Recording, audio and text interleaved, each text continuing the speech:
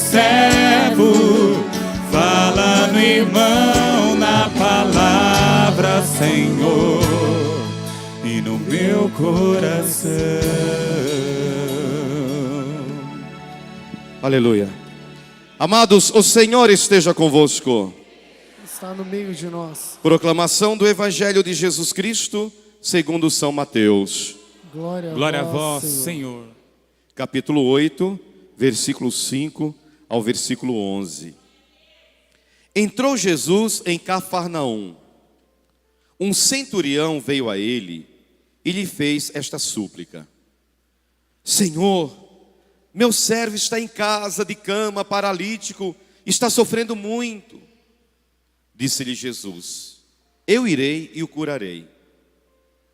Respondeu o centurião, toda a igreja: Senhor, eu não sou digno de que entreis em minha casa. Dizei uma só palavra e meu servo será curado.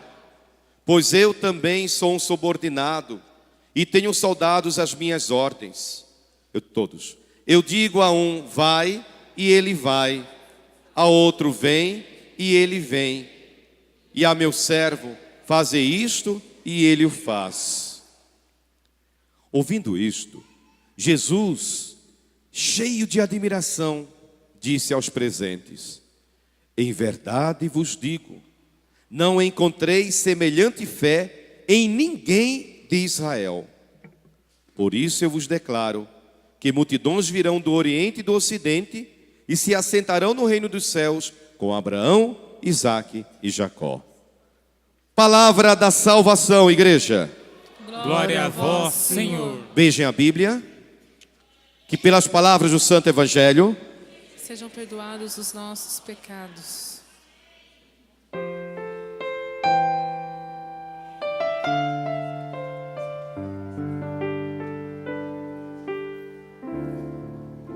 Sei que os teus olhos,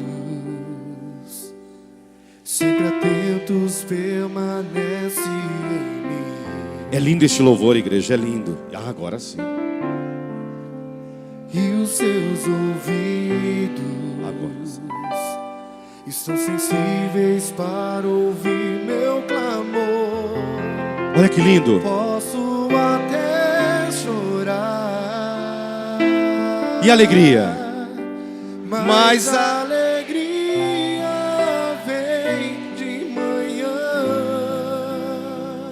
É lindo isso. És Deus de perto e não de longe. Nunca mudaste, tu és fiel. Abra os seus braços para Ele e cante. Deus de aliança, Deus de promessas, Deus que não é homem pra mentir.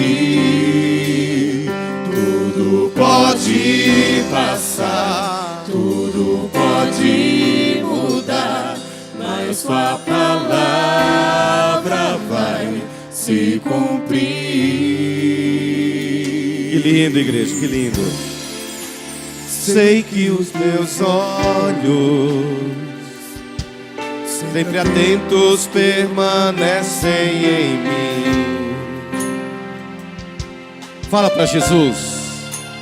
E os teus ouvidos estão sensíveis para ouvir meu clamor. Posso até chorar. Eu creio nisso com toda a força da minha alma, Jesus. Mas a alegria vem de manhã. Aleluia. É verdade, é verdade. É Deus de perto e não de longe. Nunca mudaste, tu és fiel. Canta pra Jesus, igreja. Deus de promessas, Deus que não é homem pra mentir. Tudo pode passar, tudo pode mudar, mas tua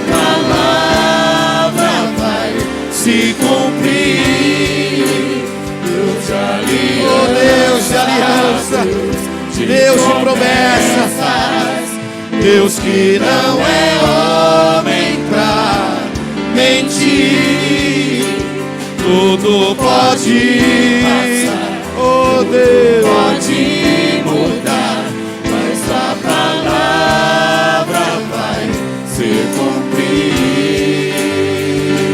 Ele é o grande Jeová.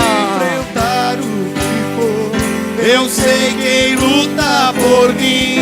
seus planos não podem ser frustrados. Agora, minha esperança A esperança está nas mãos do grande eu sou. Teus olhos vão ver o impossível Acontecer, igreja. Deus de aliança, Deus de promessa. Oh Deus, Deus. promessas, Deus que não é homem pra Mentir, tudo pode, oh Deus. pode mudar, mas a palavra vai se cumprir. Eu quero ouvir a igreja. Deus de aliança.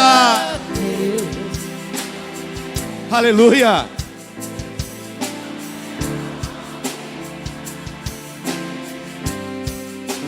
Tudo pode.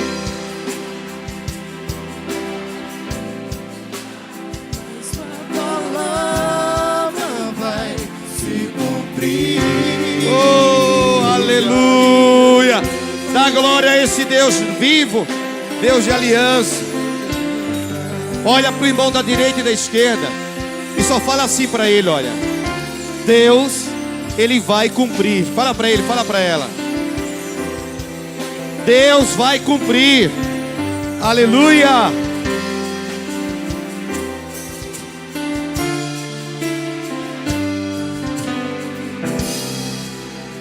Glória a Jesus. Eu te amo, Jesus. Sentados, amados, amadas. Irmãos, queridos, todos nós temos um passado. Amém? Todos nós temos um passado. Eu tenho o meu passado. Você tem a sua história, tem o seu passado. E muitas vezes, no nosso passado, nós trazemos do passado recordações amargas.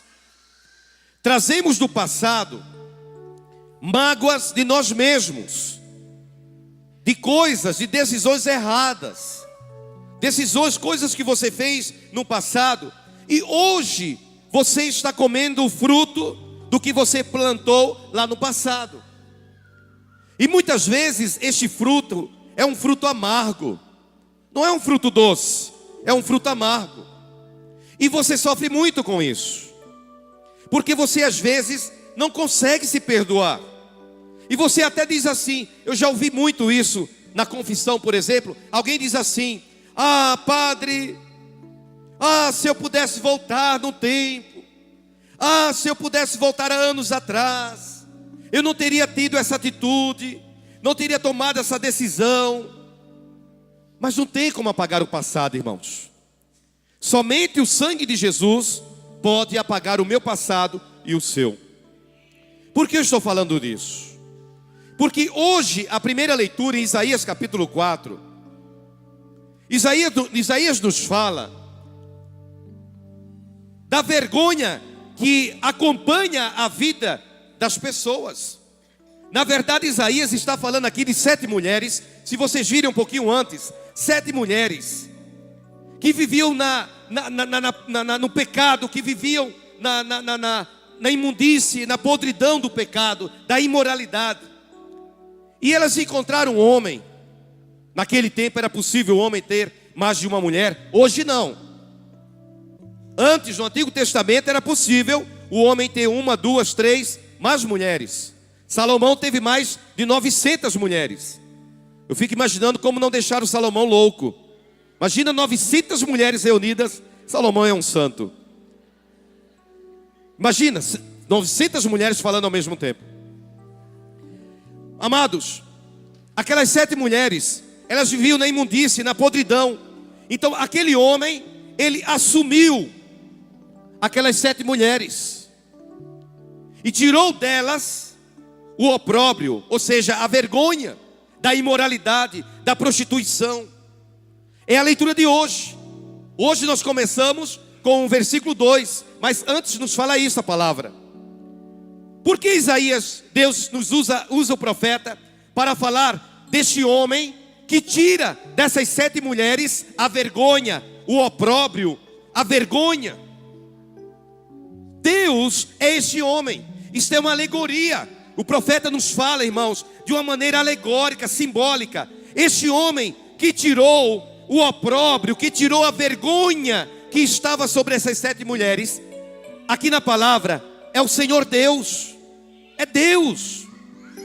Quem são essas 7 mulheres? As filhas de Sião, o povo de Israel. Naquele dia, o renovo do Senhor será de beleza e de glória. Olha lá, irmãos, não mais pranto, não mais tristeza, não mais choro. Não, a Bíblia diz, olha, alegria, beleza e glória. O Senhor na cruz, Jesus, Ele assumiu a vergonha que pesava sobre mim e sobre você por causa dos meus pecados e dos seus. Morrer na cruz, olhem para a cruz, irmãos. Morrer na cruz no tempo de Jesus era a maior vergonha que um judeu poderia passar na face da terra. Por quê? Porque ele morria nu, pendurado numa estaca, no madeiro. Era a maior vergonha que a pessoa poderia passar.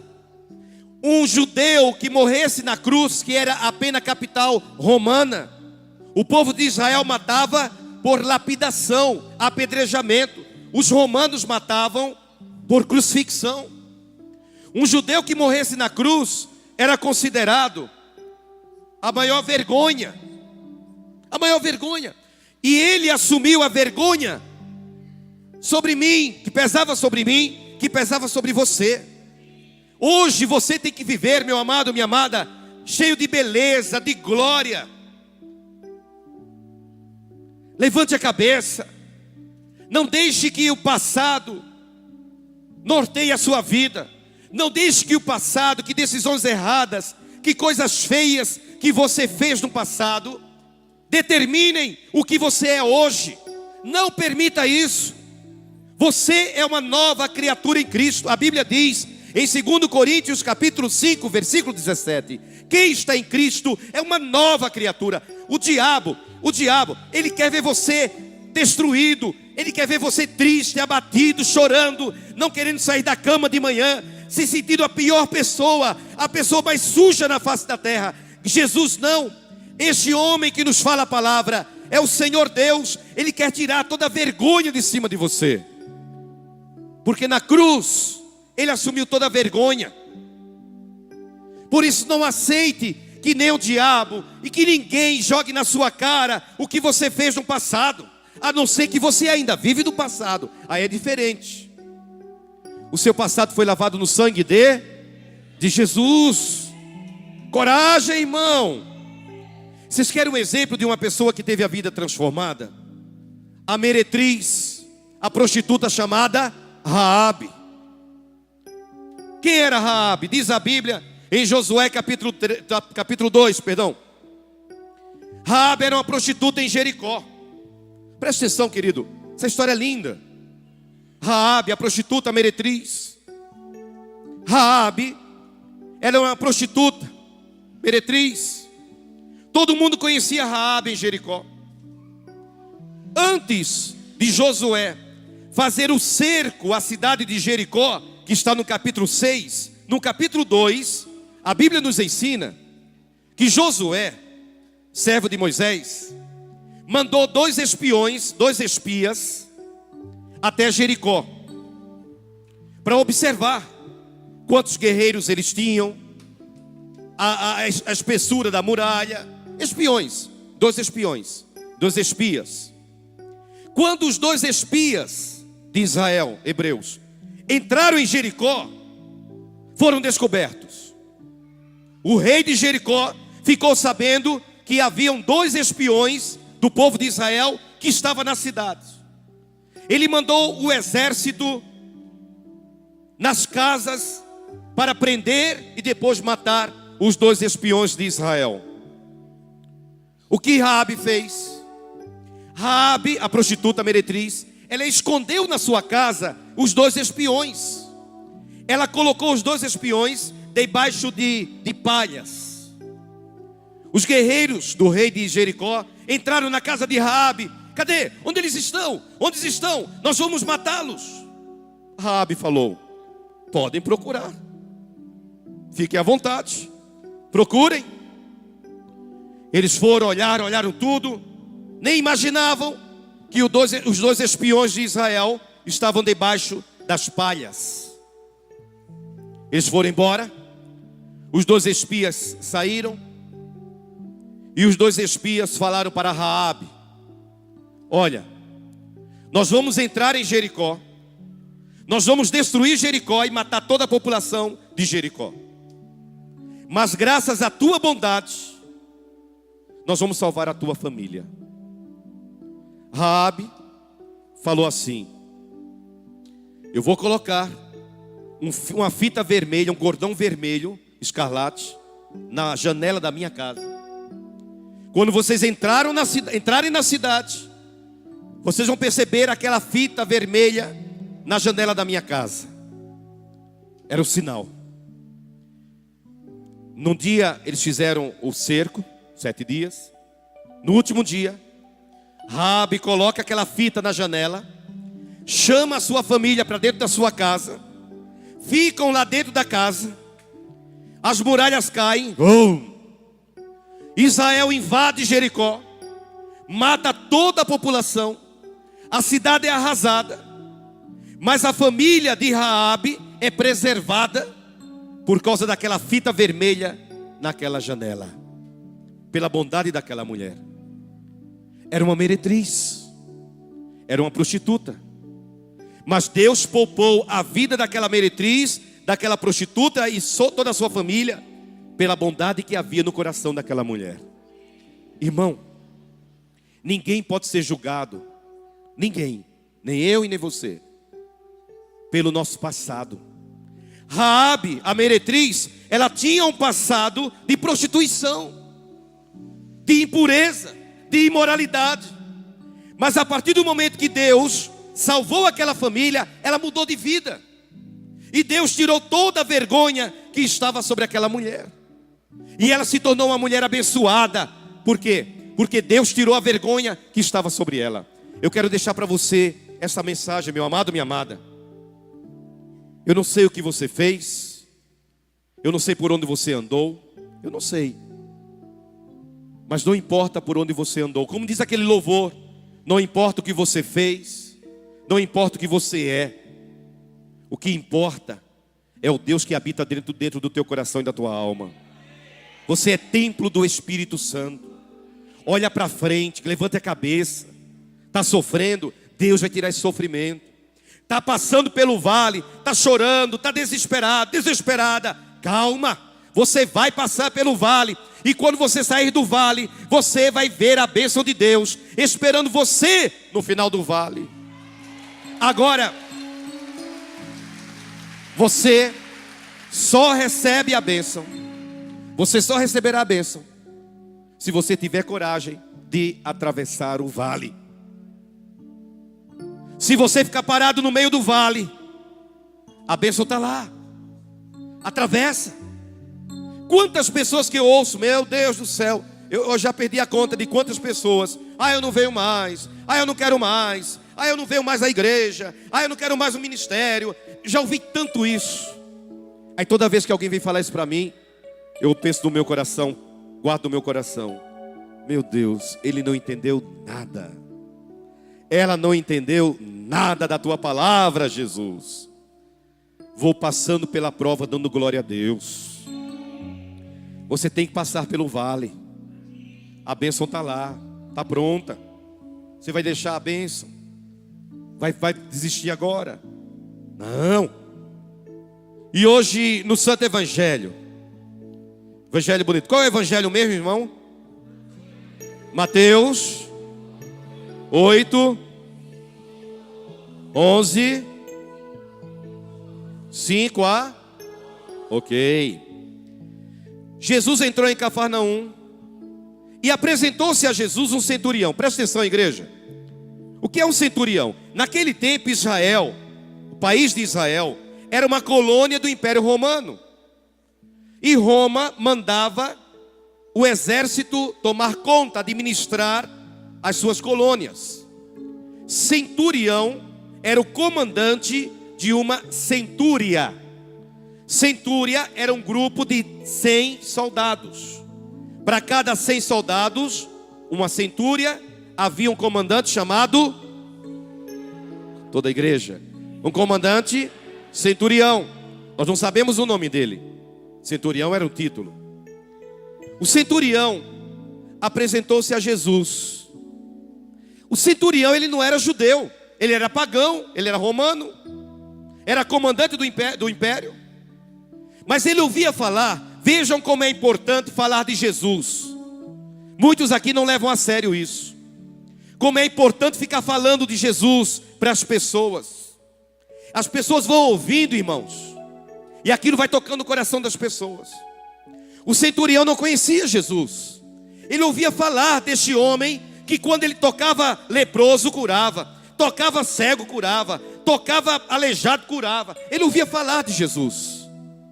Não deixe de falar de Jesus no seu trabalho, na sua casa. Tem gente ali do lado que precisa ouvir falar de Jesus, como um centurião. O centurião vai até Jesus e pede, suplica: Senhor, o meu criado está em casa, doente, de cama, paralítico, sofrendo. Jesus diz: eu vou lá e vou curar. Olha que atitude linda do centurião.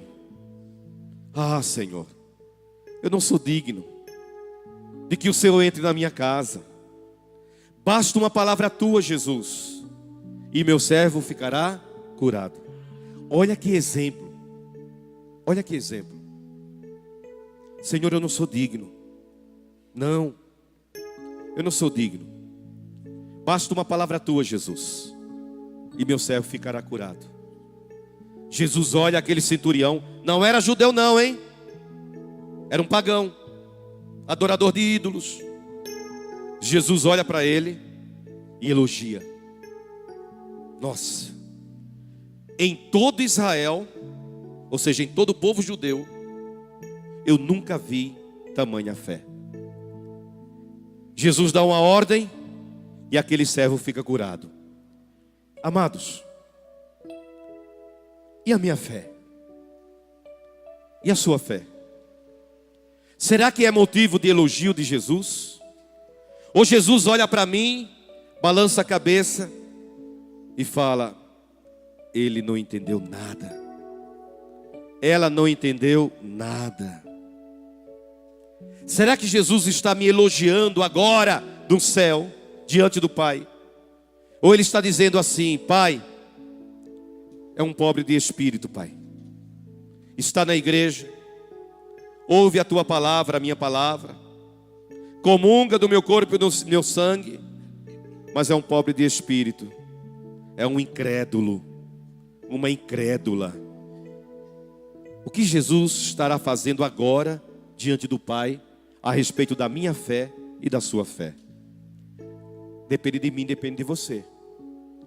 Se você alimenta a sua fé, se você alimenta a sua fé, ela se tornará tão grande como a fé desse centurião. Desse centurião. Você será uma pessoa humilde. Um dia uma pessoa chegou para mim, eu estava na outra igreja ainda. A pessoa chegou para mim e falou assim: Padre, eu preciso muito de uma bênção, Padre, eu preciso. Ok. Eu impus as mãos sobre ela e falei, mais ou menos isso, né? Jesus, Pai, abençoa essa tua filha em nome de Jesus, amém. Ela olhou para mim e falou assim: só isso? Só isso?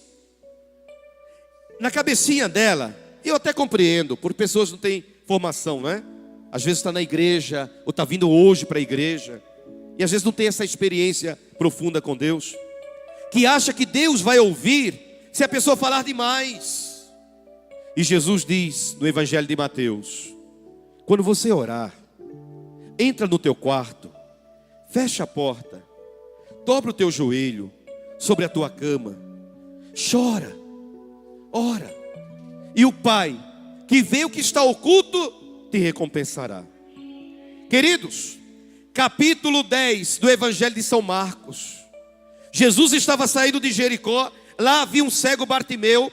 O cego perguntou: o que está acontecendo? Que barulho é esse em Jericó? É Jesus que está passando.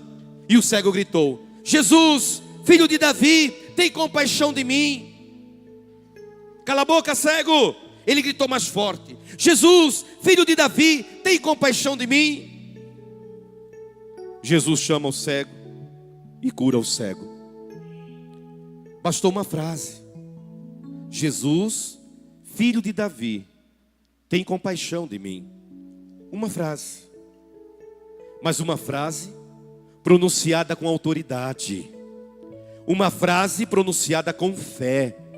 Uma frase pronunciada com confiança é o suficiente para o milagre acontecer. Jesus, eu não sou digno que o Senhor entre na minha casa. É o que nós vamos falar daqui a pouco. Eis o Cordeiro de Deus. Senhor, eu não sou digno de que entreis na minha casa, uma palavra tua e ficarei curado. Querido, querida,